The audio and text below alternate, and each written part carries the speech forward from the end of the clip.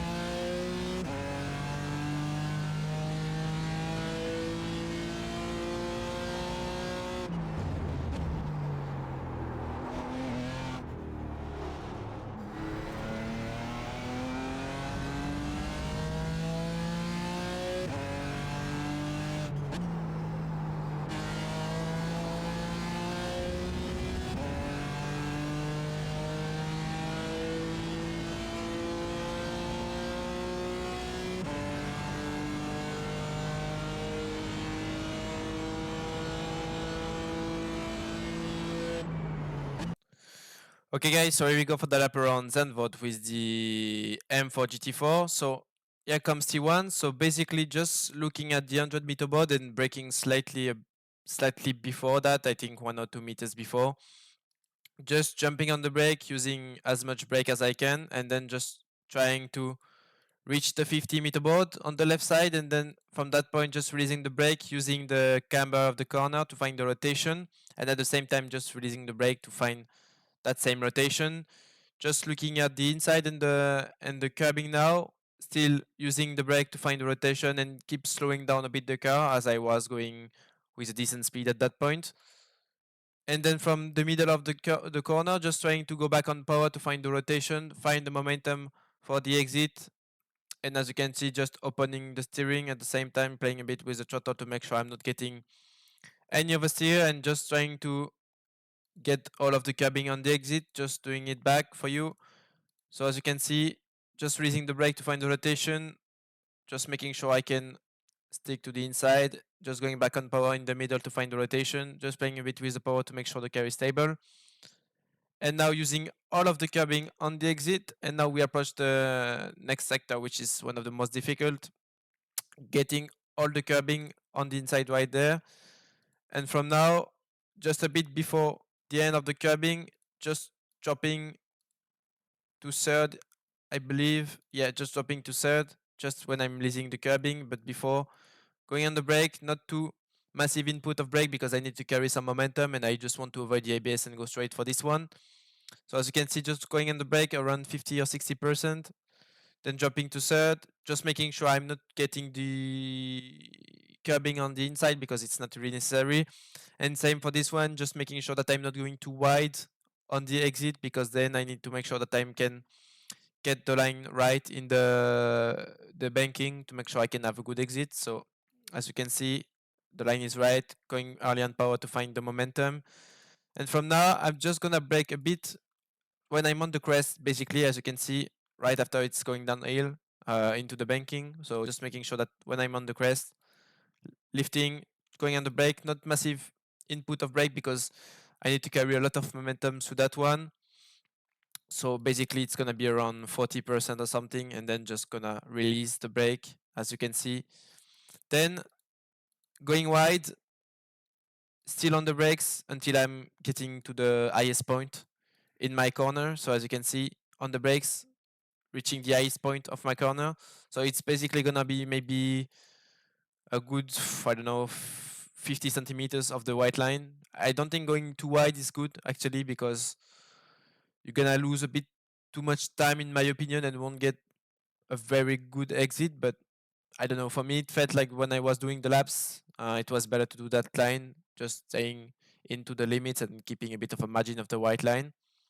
And as you can see, going early on power, as soon as I'm reaching the highest point of my line, just going fully on power, it's very stable from now, so it's very easy to keep the car on the line, and using the curbing on the exit, as you can see, not too much, but it's fine. But yeah, just make sure you're not running too wide, because sometimes it can be a bit sketchy. I found that with GT3, for example, with the Ferrari, that if you were going too wide and using more than the curbing, it could get a bit weird or bouncy or something like that, or felt like you were scratching the floor. So yeah, just make sure you keep a bit of a margin, but if you get the line right, you should not be too wide on the exit, so it's fine. Now we are approaching the very fast S's, so on the right and then going to the left, using the curbing, and then to the right, just trying to not cut too much this one, because sometimes it can get a bit bouncy when you go across the white line. So I prefer to stay like that, just using a bit of the line at the beginning, like maybe off the car, but then just staying away from the white line after the second half. So basically just using a bit the white line and then moving to the left side, looking the 50-meter boards. That's pretty much the point when I'm starting to brake. On the brake, trying to not brake too much, because I don't want to lose rotation by going into the ABS. So as you can see, just keeping maybe 75 or 80% of brake. And then I stay on the brake, trying to carry the speed all the way through the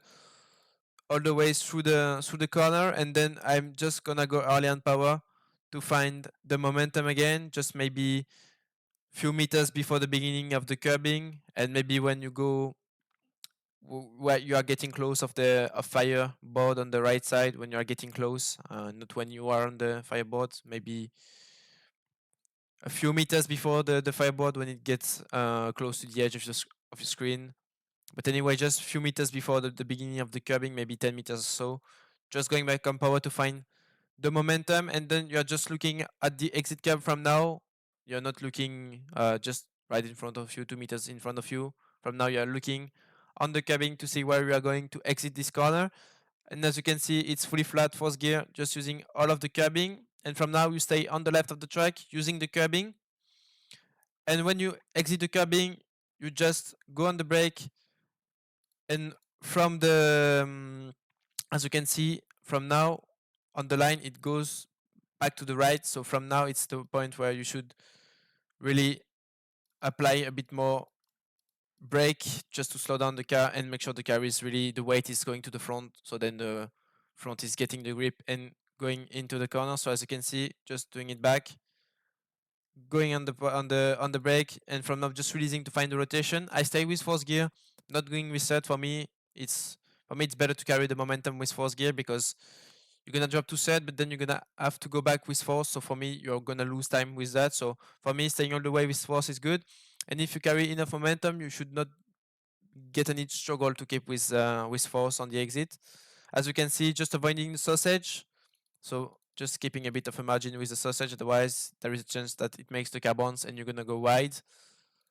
Maybe I could have done a bit better, but still, it's better to keep a bit of a margin instead of being too greedy on the inside and getting the sausage and then to end in the gravel. So as you can see, as soon as I'm on the curbing, going back on power, trying to find the momentum, and then just making sure I'm not going too wide. That's why I lifted a bit just at that point, because I wanted to make sure that I was not going too wide.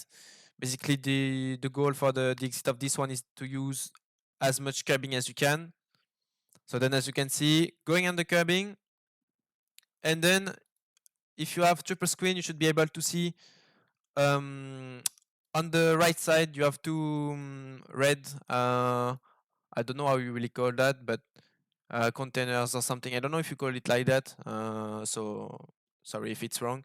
But yeah, you have the two red things. I would call that thing to make sure I'm not doing any mistake on the right side. On the right side, and I'm just making sure that I'm braking close to this to these things. So then just going on the brake Not braking too much because, as you can see, you have to steer in the same time and brake. So if you don't want to lose any rotation, just make sure that you are not going too deep on the brakes. And then, as you can see, just keeping the brakes up to, I would say, maybe 75% or 80 maximum. And then going for the apex, releasing the brakes to find the rotation, making sure that I'm hitting the curb on the inside. And then I'm just gonna work on my exit on traction. As you can see, close to the curb, going back on power, trying to find the momentum and making sure that I can open the steering and at the same time going full on power to have the best traction possible. Actually, on the exit, I'm staying away from the curbing. I don't think it's necessary to get this curbing, which is right there on the exit. For me, it's not necessary. And now moving to the right side of the track, maybe more in the middle of the track on the braking zone. It's a big braking zone actually because you want to slow down as much as you can the car before entering the corner. So that's why I'm braking quite a lot. But as you can see, when I'm turning in, releasing the brake to find the rotation, trying to slow down the car, and then I'm going back on power to find the rotation. And as you can see, as soon as I'm getting on power, you can see the bit of rotation I'm getting from it. Just making sure I can lick the curb on the exit. So I'm pretty much having a late apex on this one. So doing back again, as you can see, the power gives a lot of rotation. As you can see, getting the curbing, and from now, just opening the steering, going fully on power, and getting the curbing on the exit. And then we will approach the sort of chicane. I don't know how is it called in real life really, but it's a sort of chicane. So basically not looking at the 100-meter board, but just looking at the beginning of the curbing on the left side, and you're gonna have to drive on this curbing. So basically a big braking zone. So as you can see, fully on the brake. And then as soon as I'm going far on the curbing, I'm just gonna start to release the braking. When I'm leaving the curbing, I'm already releasing the brake, going for the apex. So basically you can use the sausage on the inside. It's fine, you can drive through it because it gives you a better angle, so then you can carry more speed and be a bit more comfortable all around the long left. So as you can see, releasing the brake, going on the sausage. So as you can see, I'm getting a fair bit of sausage. As you can see, not going completely on the sausage. I think you could go a bit more than that on the sausage, but that way it worked. And then I don't know what's the limit really of this one, so I just make sure that I was getting enough sausage to not get the death track, but at the same time I could carry enough speed.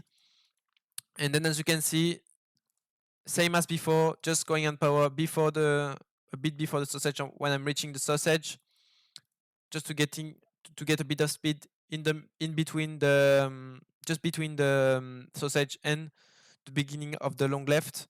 So as you can see, and when I'm starting to steer to the left, I'm going back on the brake. So as you can see, just trying to leak to the curbing on the inside, just trying to stay a bit on the brake on the first half to make sure I was not overrun the corner, and just trying to make sure that I was not going too fast to prepare my exit. And as you can see, when I'm in the middle, just releasing the brake, then going back on power to find the rotation, and mainly to find the traction and the momentum on the exit. And from now, just trying to make sure I'm not running too wide on the exit, just running all of the curbing on the exit, same. So doing back at again in the action, using all of the curbing on the exit. And from now, I need to go to the left side of the track. So basically just braking a tiny bit before the 50-meter board. So I'm just braking. You can see that there is a sort of deep just right there. So it's basically the point where you should brake, because when you brake on in this thing, you put a bit of brake and then the car wants to it follows the line really well, to be honest. So I will show you that. So dropping to third gear into the deep on the brakes, and then I'm just applying a lot of brake at the beginning, and then as you can see, I'm releasing really quickly. So when you are into the deep, even on the brakes, and as you can see, it's getting on camber and it's going downhill, so it's gonna get the grip very easily, to be honest. Jumping to third gear, releasing the brake to find the momentum, staying a bit on the brake, but as usual, when I'm getting close of the curbing, going back on power to find the momentum. And because I had a very good line on the entry, I managed to stay all the way on power, fully on power, until I'm reaching the exit as you can see, just getting the curbing And on the exit, using all of the curbing again. You can use a lot of curbing through this track. To be honest, the track limits are very well, so it's pretty enjoyable to drive this. So once again, on the curbing, just make sure you're not running too deep on the inside, because then if you get too much curbing and a bit of grass, the rear will snap a bit, and it's not gonna be good for the rest of the lap, because it's very long straight after that. So even if the banking first is flat, and because you have the straight after, it can hurt the lap quite a lot in the beginning of the next one as well. So just make sure you're just running the curbing, and on the exit, just running all of the curbing, and then you have that banking, just using the curbing all the way on the inside, and then when I'm getting close of the end of the curbing, I'm gonna move to the left. So then I'm going to the left side, and then I'm gonna use the downhill to carry again more speed, and that is it for the lap around Zandvoort with the M4 GT4. Okay, guys, that's it for today. I hope you learned a bit from this video. That was the week 9 of the Falcon Sports Car Series with the M4 GT4 and Zandvoort. Don't forget to like and subscribe to the channel, and join the Discord server if you have any questions about the work we are making. And I see you for week 10. Bye bye.